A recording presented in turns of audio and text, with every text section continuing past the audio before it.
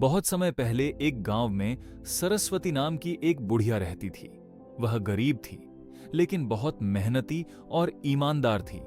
उसके पास एक छोटी सी झोपड़ी और थोड़ी सी जमीन थी, जिस पर वह सब्जियां उगाकर अपना गुजारा करती थी।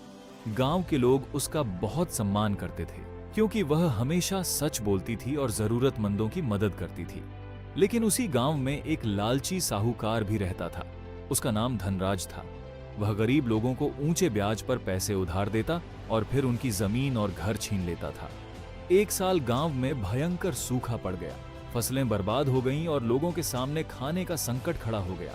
सरस्वती बुढ़िया की भी सारी सब्जियां सूख गईं। मजबूरी में उसे साहूकार धनराज से कुछ पैसे उधार लेने पड़े। कुछ महीनों बाद जब सूखा खत्म हुआ तो सरस्वती ने मेहनत करके थोड़े पैसे जमा किए और साहूकार का कर्ज चुकाने पहुंची। लेकिन धनराज ने लालच में आकर कहा, तुम्हारा कर्ज अभी खत्म नहीं हुआ है, तुम्हें और पैसे देने होंगे, नहीं तो मैं तुम्हारी जमीन ले लूंगा। बुढ़िया समझ गई कि साहूकार उसे धोखा देना चाहता है। उसने गांव के मुखिया के पास न्याय की गुहार लगाई। अगले दिन पंचायत बुलाई गई। पूरे गांव के लोग इकट्ठा हुए। साहूकार ने झूठ बोलते हुए कहा, मैंने कोई गलत काम नहीं किया। पंचायत में बहस चल रही थी। तभी बुढ़िया ने एक योजना बनाई। उसने एक थैली मंगवाई और उसमें 2 कंकड़ डालने को कहा।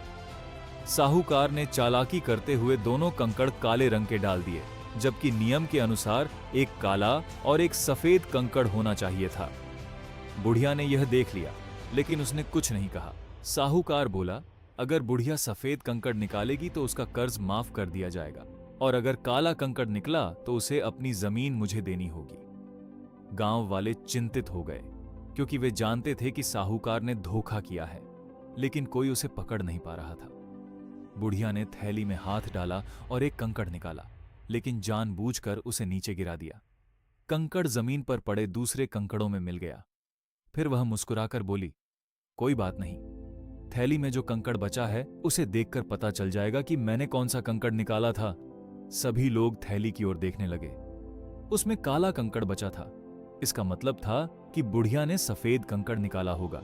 पंचायत के सामने साहूकार की चालाकी बेकार हो गई। वह कुछ नहीं कह सका। मुखिया ने घोषणा कर दी कि सरस्वती का कर्ज पूरी तरह माफ किया जाता है। गांव वाले खुशी से झूम उठे। सभी ने बुढ़िया की बुद्धिमानी की प्रशंसा की। साहूकार को अपनी गलती पर शर्म आई और उसने लोगों को धोखा देना बंद कर दिया।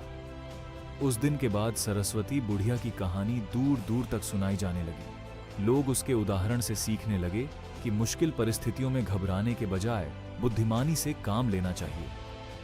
शिक्षा, बुद्धि और धैर्य से बड़ी समस्या का समाधान निकाला जा सकता है।